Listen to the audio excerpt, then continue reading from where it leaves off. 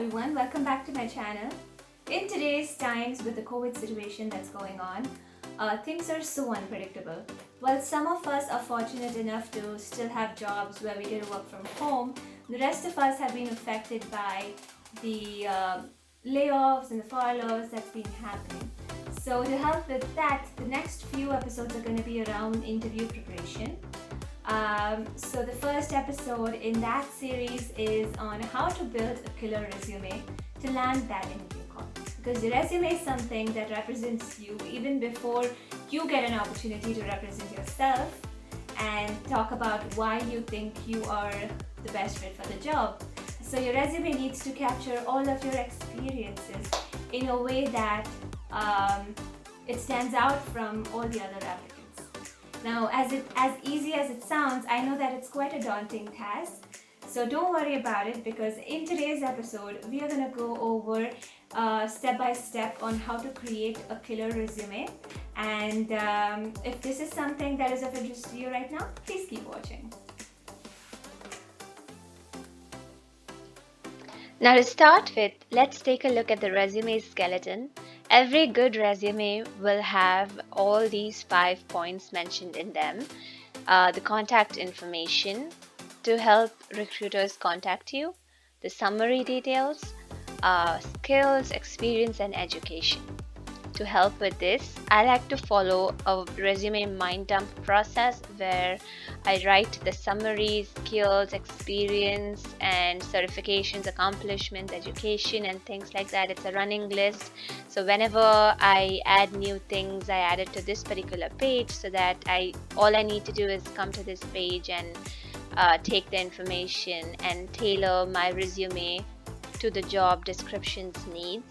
And then when you write a resume, like there are different kind of resumes that we have to write in course of time. For example, when you're writing a scholarship application, they'll need a more holistic view of what you are. So the way you write summary changes for the different kind of resumes, and having a mind dump really helps with making that process simpler for you. And to create a resume, different people use different tools. You can use Word, you can use Google Docs, but today I'm going to show you how to use Google Docs existing templates to create a resume. I'm going to go with this particular template for today's demo. This comes with contact information, sections, skills, awards, languages, experience, education, projects. Now you can change these words according to how you want it to be. For example, if I'm applying for more like a software engineer position, then I would change the languages to more like tools or core competencies, and I'll use the project section to mention some volunteering activities, or to even write about some side hustle projects which are directly relevant to the job that I'm applying to. So that is why I think this is a pretty decent template to start with. Now using this template, I've created a resume here. Let's go over this resume in detail. I like to start with the name and contact information. Now for contact information, you can provide your address, your phone number, your email address, and if you have any online portfolios, this is a good place to mention all of those details. And if you use Twitter for your professional experience or professional tweeting, then go ahead and feel free to add your Twitter handle in the contact section. And next we talk about the summary section.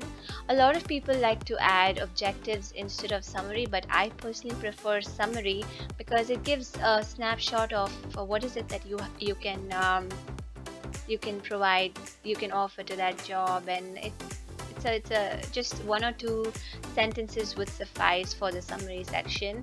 And then comes the experience part of it. I usually like to keep the resume just to 1 page or maximum 2 pages.